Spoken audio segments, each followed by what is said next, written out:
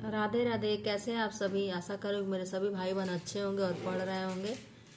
अभी तो होली की तैयारी चले, लेकिन फिर भी थोड़ा बहुत पढ़ना सही रहता है। रोज़ का पढ़ना होता है, छूट जाता है तो दिक्कत होती है फिर। तो आज पढ़ते हैं पुनर्नवा, और यह भी लगा हुआ है यूपीएससी के सिलेबस में। तो पुनर्नवा उपन्यास हजारी प्रसाद द्विवेदी का है। तो इसका द्विवेदी जी का अत्यंत लोकप्रिय उपन्यास है। इसकी संरचना का पैटर्न बाण भट्ट की आत्मकथा से भिन्न है। अन्य पुरुष में लिखा जाने से इसे भिन्न होना ही था, पर है यह भारतीय परंपरा के कथा रूप ही। कथा के सूत्र तो कई स्थानों से एकत्र किए गए हैं। मृच्छकटिक से, मुल्ला दाऊद के चंद्रायन से, लोक गाथा लोरिकायन से, किंतु इन सूत्रों की बिनावट और बुनावट द्विवेदी जी की है। गल्प की कला में वे अद्वितीय हैं। उपन्यास पौराणिक या मिथकीय गप्प का सृजनात्मक रूप है, जीवन और समाज की समस्याओं से गहरे अर्थों से जुड़ा हुआ।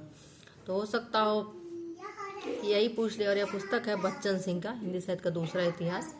तो हो सकता है इनकी जो इन्होंने लिखा है द्विवेदी जी के विषय में, इस उपन्यास के विषय में वही पूछ ले।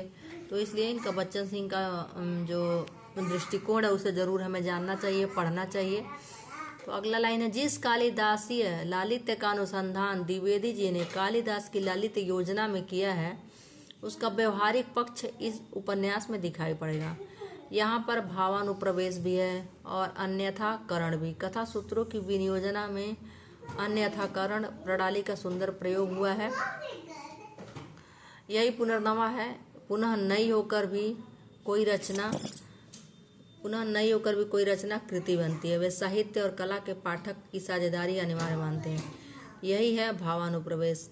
वे साहित्य को समाज का उत्पादन और समाज को आगे ले जाने वाला मानते हैं। साहित्य तैयार माल नहीं है, वह इतिहास में पैदा होता है और इतिहास को बनाता है। बाण भट्ट की आत्मकथा के सामंत लोरिक पुनर्नवा के नायक हैं। इसमें प्रेम को अधिक व्यापक भूमिका पर प्रतिष्ठित किया गया। चंद्रा अपने नपुंसक पति को छोड़ लोरिक का वर्ण करती है। लोरिक की पत्नी मृणाल को अपने सेवा भाव से मुग्ध कर लेती है। इसके माध्यम से वह सामाजिक धार्मिक परिवर्तनों को रेखांकित करता है।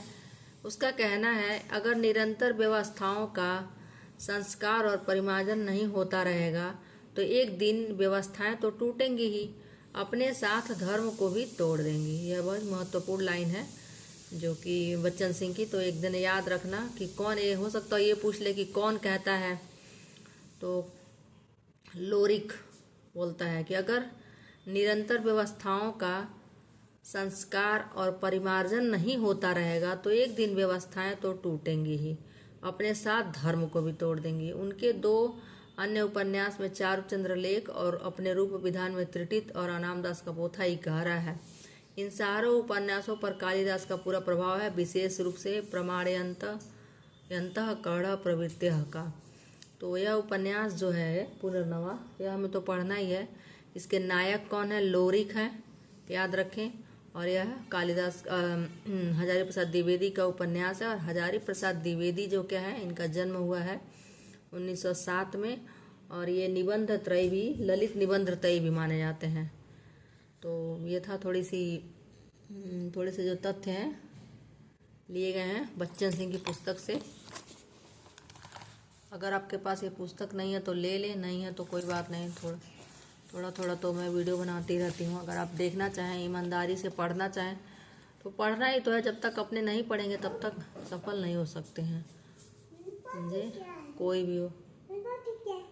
ओके।